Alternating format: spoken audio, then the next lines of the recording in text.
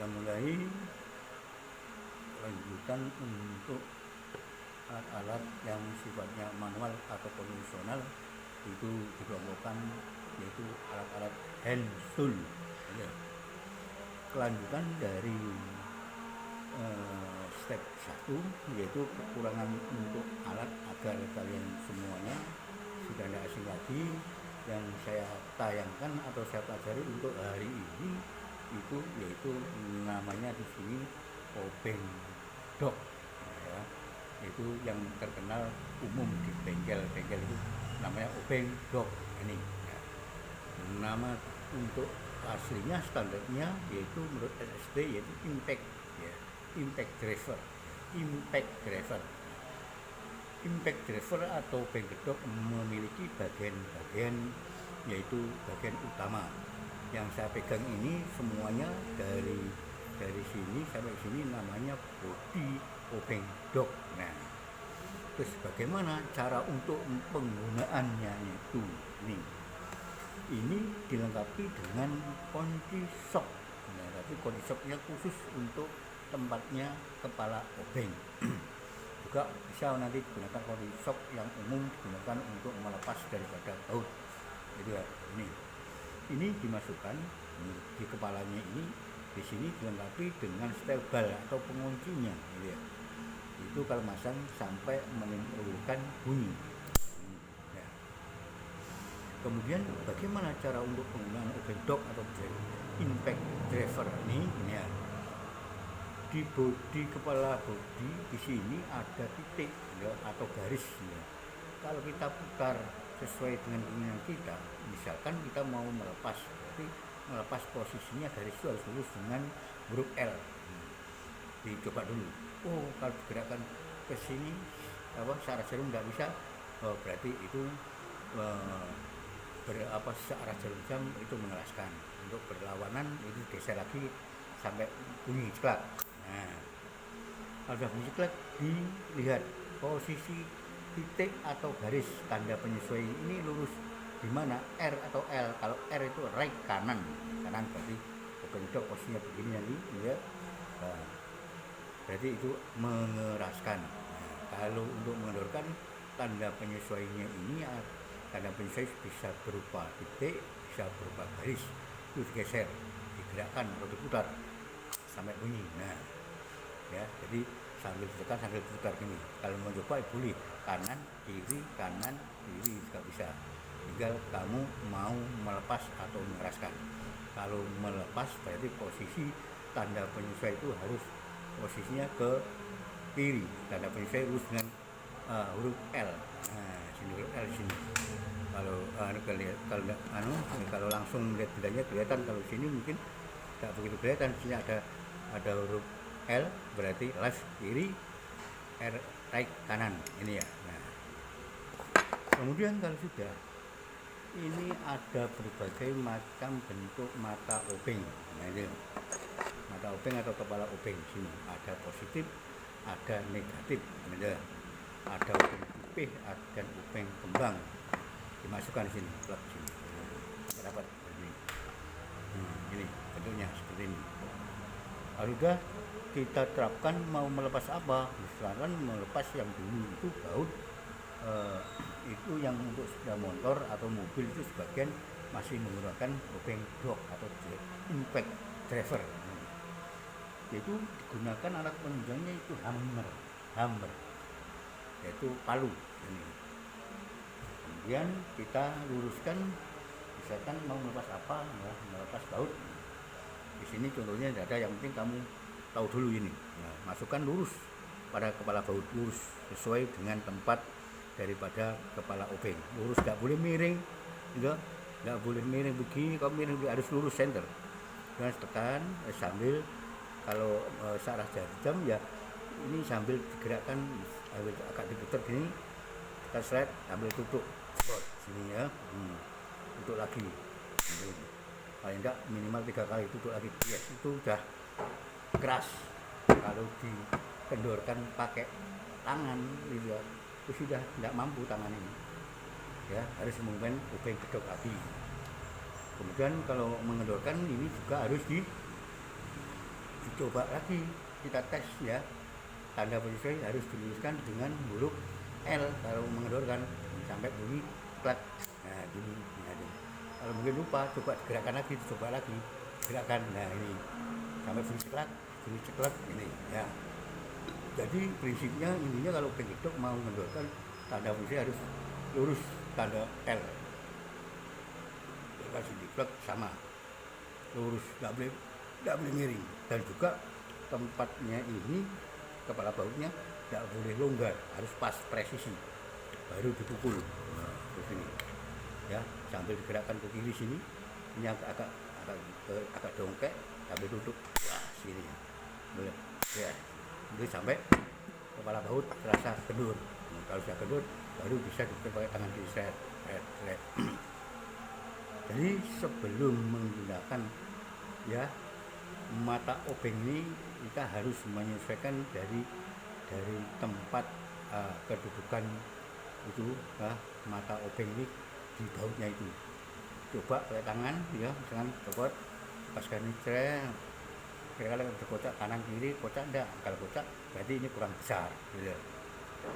Kalau sudah presisi ya sudah, itu baru bisa diterapkan di sini. Itu pun masih perlu latihan gitu, masih perlu latihan lagi.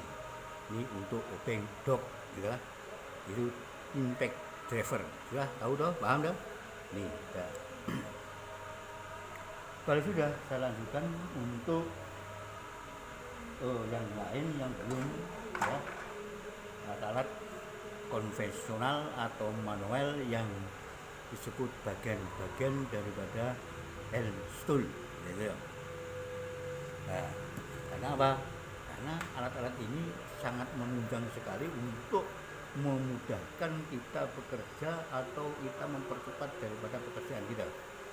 Apalagi yang sifatnya kita itu masih membantu seorang mekanik atau tukang atau tukang teknisi, ya kita bisa cepat gitu. Jadi tidak terlalu lolok, istilahnya begitu. Ini sekarang bentuk benda seperti ini gitu ya. Nah ini bisa digeser ke atas dan bawah. Nah, digeser atas dan bawah. Ini dinamakan tracker center coupling ya, tracker center coupling gitu ya, yang digunakan untuk memasang kampas kopling gitu ya. Jadi tracker ini digunakan untuk memasang kampas kopling. Kalau ini nggak ada di bengkel karena harganya cukup lumayan ya, cukup mahal, itu bisa diganti tanpa biaya. Apabila kamu tahu sapu kelut ya, sapu kelut yang danganannya itu, tangkainya itu dipotong ya sekiranya ya sekian lah ya, ini 25 cm sampai 30, terus dilancipi ya, pisau bisa ya, atau gerinda juga bisa. Itu kalau di bengkel yang terbuat dari kayu sendiri itu namanya Strowall ya. Ya, namanya itu antik, namanya itu lucu, tapi itu sudah umum namanya Strowall ya. Kalau suruh mas ambilkan Strowall ya. Jadi itu alat itu digunakan untuk menyenter kampas kopling ya, memasang kampas kopling, kemudian dipasang yaitu rumah koplingnya ya. Sebelum dijepit dengan rapat, disenter dulu kampas koplingnya dengan senter. Untuk senternya macam-macam, yang terbuat dari kayu tadi namanya Strowall, kalau yang terbuat dari besi ini senter ya, tracker center kopling. Nah, gimana cara penggunaannya ya, nanti saya tayangkan gimana cara penggunaan daripada tracker center kopling itu. Nah ini ya, biar tidak terlalu asing karena sangat dibutuhkan alat-alat itu ya, pada waktu kerja di bengkel gitu, terutama bengkel mobil mesti menggunakan Strowall gitu. Kalau saya dulu memang nggak pakai tracker ini, tapi menggunakan Strowall, kita buat sendiri. Nah ini coba sambil saya setting caranya gini. Kalau kelihatan nih Ya.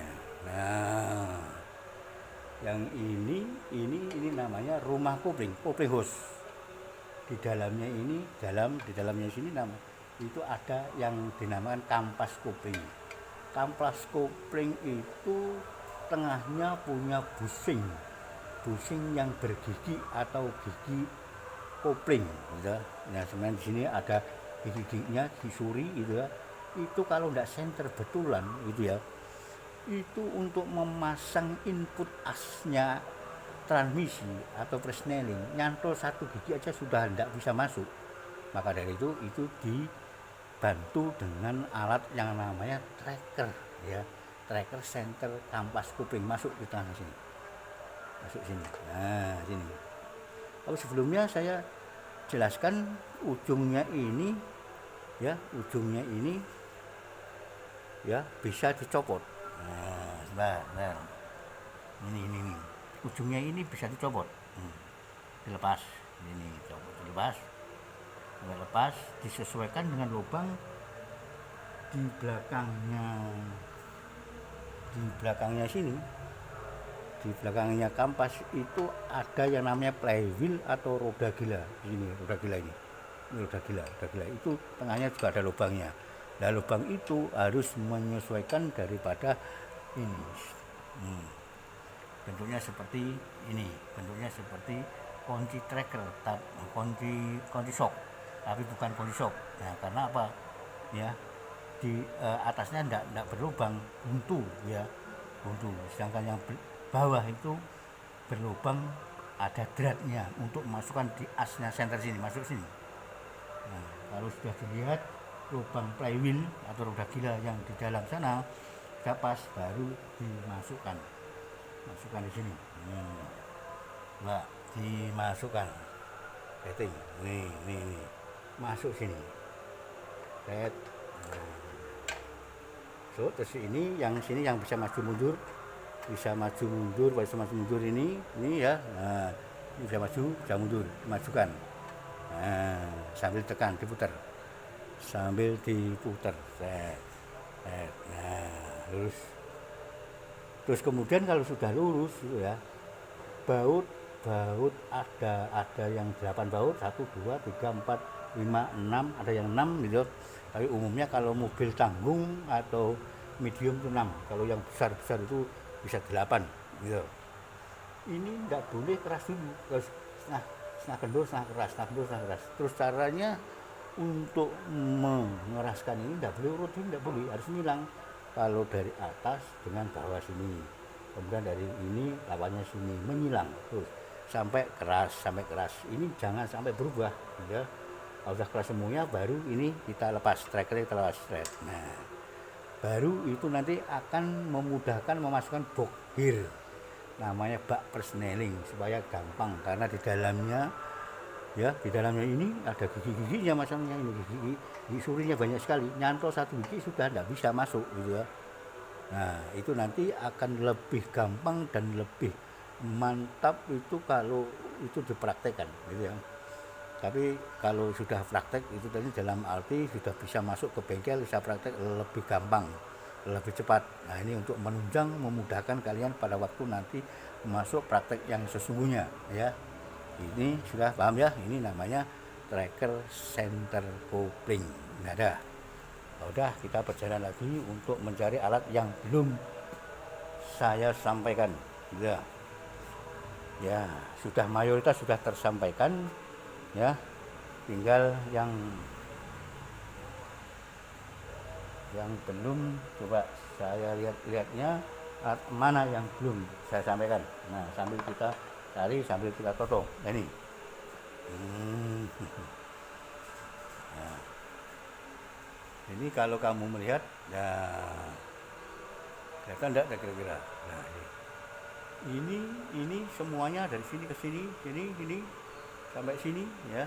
Nah, sampai sini ya, dia itu satu unit, yaitu boleh katakan yaitu alat press yang sifatnya hidrolis ya, seperti pompa atau shockbreaker gitu.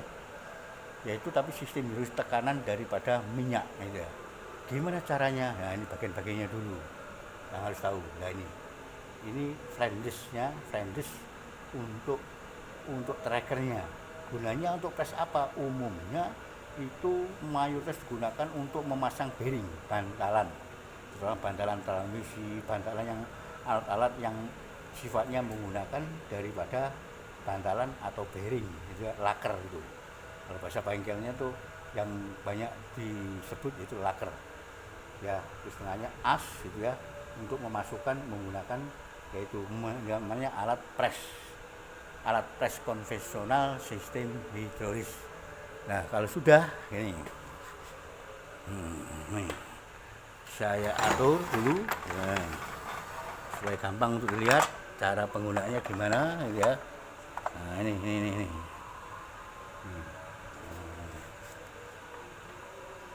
Ini kalau alatnya di sini ya, misalnya ini karena apa bantalannya itu tidak ada. Ya, ini nih. Saya ganti ini. Saya ganti ini dulu. Ini. Ya, kelihatan dah. Nah, kalau ini misalkan bearing, nah, bearingnya di sini masuk di sini, kemudian ditekan dengan pompa ini. Ini pompa ini dilengkapi dengan alat penutup sini. Nah, searah jarum jam itu menutup. Coba lihat.